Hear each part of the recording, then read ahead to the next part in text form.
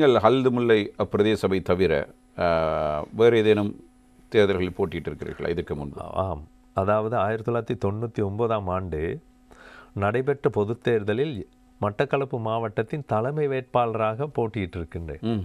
நான் நினைக்கின்றேன் அன்று எல்டிடி இயக்கத்தின் பாரிய அச்சுறுத்தல், அன்று இந்த அளவு அரசியல் தெளிவு இல்லை எனக்கு, சமூகம் சார்ந்த எந்த ஒரு பெரிய அளவு தெளிவு இல்லை. ஒரே ஒரு தெளிவு, என்னுடைய கட்சியான மக்கள் விடுதலை முன்னணி எனக்கு பெற்றுக் கொடுத்த ஒரே ஒரு தைரியமும் அவர்கள் வழங்கிய அரசியலும். அடுத்த தலைமை வேட்பாளர் அன்று அங்கு சென்று, அதாவது தேர்தல் வேட்புமனுவை கையளித்ததன் பிறகு கிழக்கு மாகாணம் சம்பந்தமாக எதுவிதமான அறிமுகம் இல்லை, வாய்ப்பில்லை எதுவுமே. அதனால் ஒன்றை மட்டும் விவசாயிகளை முன்னிலைப்படுத்தி சில கருத்துக்களை முன்வைத்த பொழுது அங்கு என்னோட அடுத்த பக்கம் இருந்தார் ஜோசப் பர்ராஜ் சிங்கம் ஐயா. அவரும் நான் நினைக்கின்றேன் தமிழரசு கட்சியின் வேட்பாளராக. பிறகு அதாவது ஜேவிபி என்பது கிழக்கு மாகாணத்துக்கோ அல்லது மட்டக்களப்புக்கோ புதியதல்ல. அதாவது சூறாவளி 1977ஆம் ஆண்டு 78ஆம் ஆண்டு காலகட்டத்தில் சூறாவளி அடித்த பொழுது இங்கு வந்து உங்களுடைய தோழர்கள் எங்களுக்கு நிறைய உதவிகளை செய்தார்கள். அதனால் நீ மலையகத்திலிருந்து வந்திருந்தாலும் கூட உன்னை வரவேற்கின்றேன், அதாவது உன்னை செல்வராஜ் என்ற பெயரோடு அல்ல ஜேவிபி காரன் என்பதால் வரவேற்கின்றேன் என்று புன்முறுவலோடு வரவேற்ற வரலாறு இருக்கின்றது.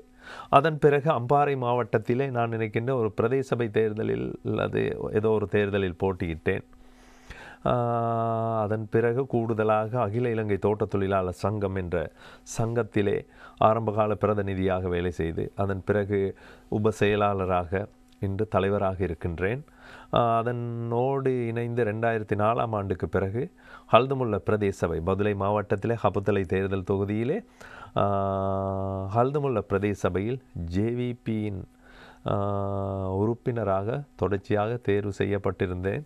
கடந்த பிரதேச சபை தேர்தலிலும் கூட, அதாவது ரணில் விக்ரமசிங்க அந்த தேர்தலை நடத்தவில்லை, அதாவது சபையின் தலைவராக களமிறங்குவதற்கு தயாராக இருந்த நேரத்தில் அந்த தேர்தல் பிற்போடப்பட்டது. 18இல் போட்டியிடவில்லை, அதில் போட்டியிடுவதற்கான சந்தர்ப்பம் கிடைக்கவில்லை, தேர்தல் பிற்போடப்பட்டது. 18 உள்ளூராட்சி மன்ற தேர்தல் போட்டியிட்டோம். ஒரு தேர்தலில் நான் தோல்வியை தழுவினேன். எந்த தேர்தல்? நான் பிரதேச சபை தேர்தலில் 11 நான் நினைக்கின்றேன் 18, அதுக்கு பிறகு நடந்த தேர்தல், முந்தைய தேர்தல்.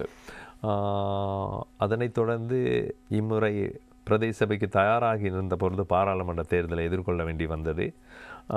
அதில் வெற்றி பெற்றோம். அதற்கு முன்னே மாகாண சபைக்கான தேர்தலில் தொடர்ச்சியாக போட்டியிட்டு தோல்வியை சந்தித்திருக்கணும். இந்த அமைப்பினோடு இணைந்து வெற்றி என்பதை விட தொடர்ச்சியான தோல்விகளுக்கு தலைமைத்துவம் கொடுத்தவன் என்ற பெருமையும் எனக்கு இருக்கின்றது.